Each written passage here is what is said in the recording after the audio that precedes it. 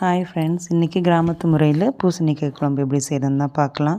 பூசணிக்காயை கொஞ்சம் பெரிய பெரிய துண்டுகளாக கட் பண்ணி எடுத்து வச்சுக்கலாம். அதுக்கு தேவையான வேர்க்கடலையும் நம்ம உரித்து எடுத்து வச்சுக்கலாம். இப்போ நம்ம ஒரு மண் சட்டியில் கட் பண்ணி வச்சுருக்கிற பூசணிக்காயை சேர்த்துக்கலாம்.